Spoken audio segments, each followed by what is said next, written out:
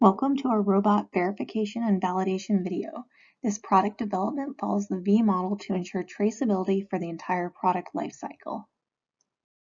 We use Cameo Systems Modeler to develop and manage our system architecture. You can see our current testing status on the right. This project used different environments for different aspects and levels of testing. This includes planning and documentation in Cameo, the software development environment, the simulation environment, the co-simulation environment, and a live environment. Our first test case demonstrated the mobility building block.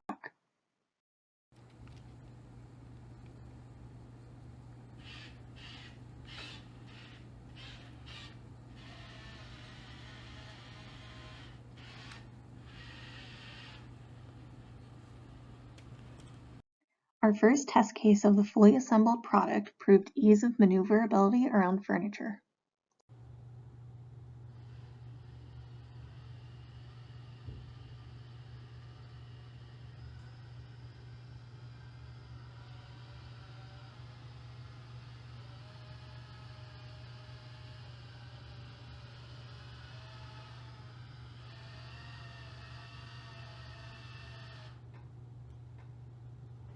Next, we tested stability over flooring transitions.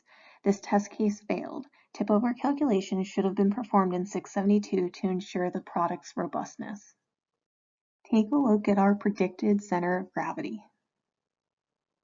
Our highly scientific CG test showed a CG very close to our predicted value.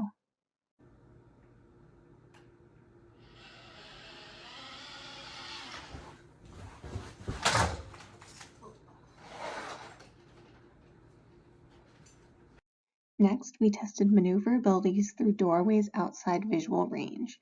This video shows attempt number 9. Although the test case passed, the field of view is not adequate for a 5-star product. That was fast.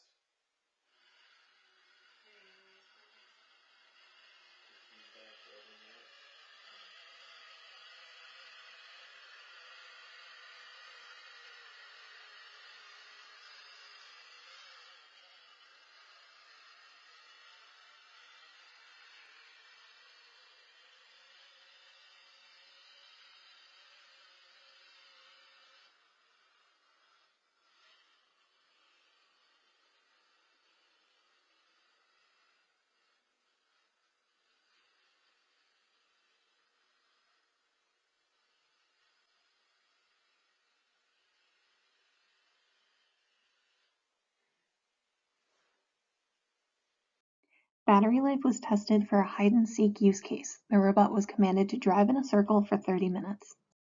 Here's a look at the code we added for live testing.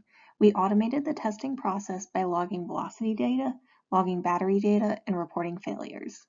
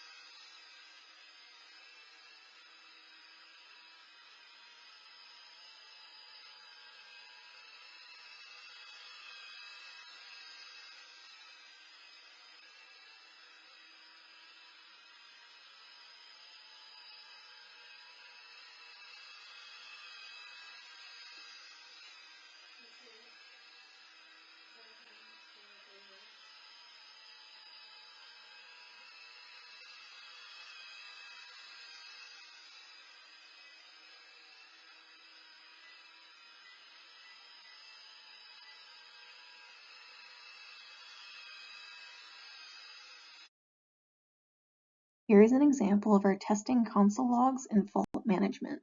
For most of our test cases, we are interested in collecting battery, velocity, position, and wheel drop data. Our predicted value was very close to our tested value, with less than 10% error. Battery life was then tested for a Thanksgiving dinner use case at 0 miles per hour. The assumption we made in 672 was very wrong. The iRobot draws very little power in standby mode without the vacuum turned on.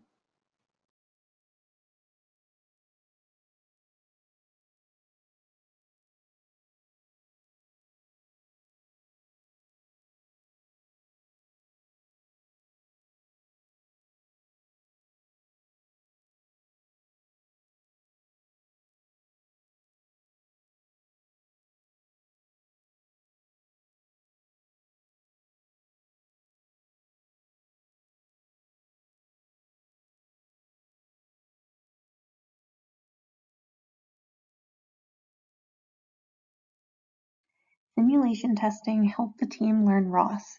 Here we used Gazebo and commanded the robot to drive in a circle.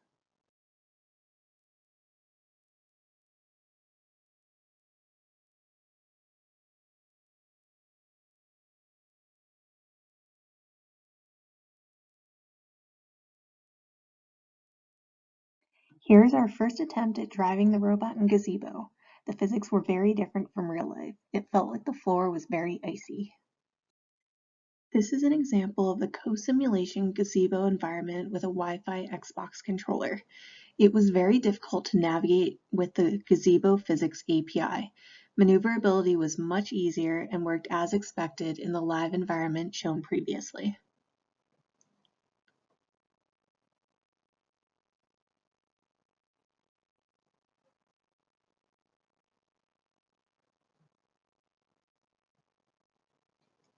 After several attempts, we were able to navigate this corner.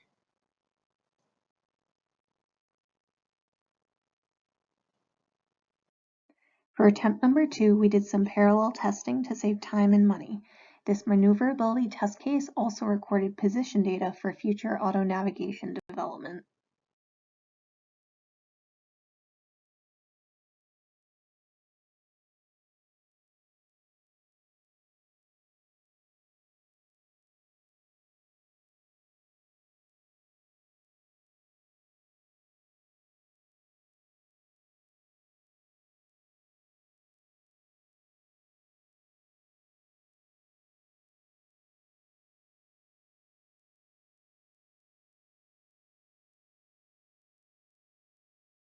Battery, mass, and cost simulations were performed inside Cameo. The next video shows their traceability to technical requirements. Here we are at our index. Let's scroll down to our power management deep dive. First, let's check out our battery sizing equations. On the left, we have our power draw inputs. Our 2 worst case execution time variables are summed in pink. Our 2 best case execution time variables are summed in green. The max of these 2 values are summed to give us a required battery capacity. Let's go over to our variables.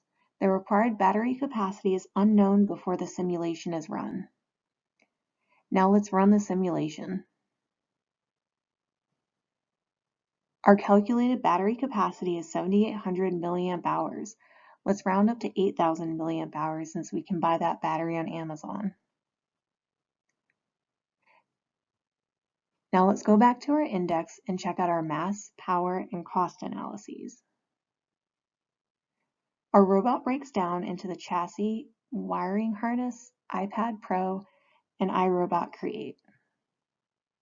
Each physical block has a mass, cost, and power associated with it.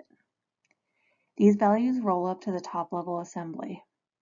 Our total cost satisfies requirement 1.6.1. Our total mass satisfies requirement 1.7.1. Our total power satisfies requirement 1.5.6.1. Now let's run the simulation.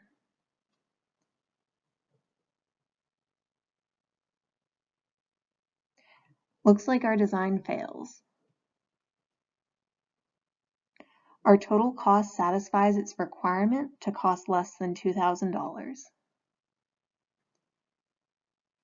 Our total mass fails to satisfy its requirement by less than a pound.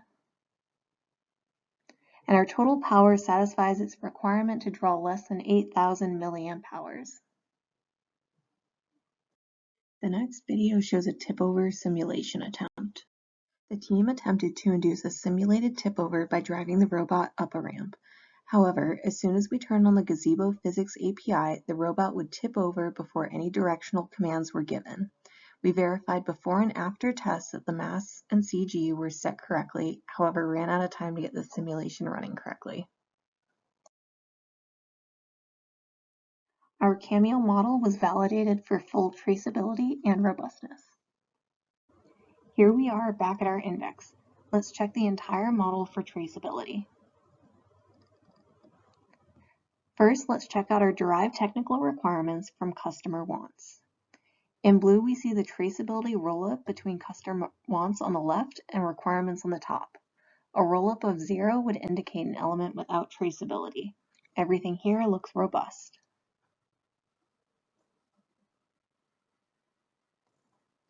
Next, let's check out our verify requirements from test cases. All requirements are verified by a test case.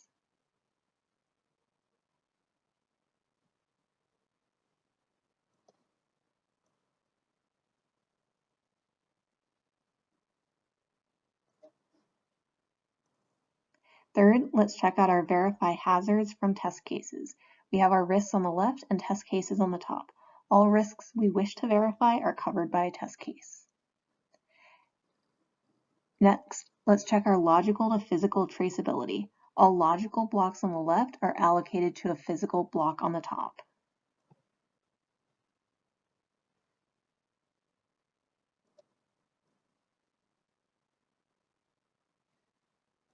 Lastly, let's go back to our index and check the entire model using the validation tool.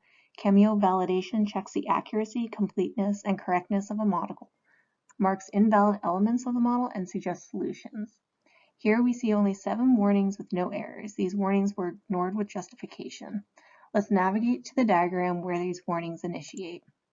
We wanted to ensure all functional requirements were captured by activity or sequence diagrams, since those diagrams will be used by the software team to develop the product.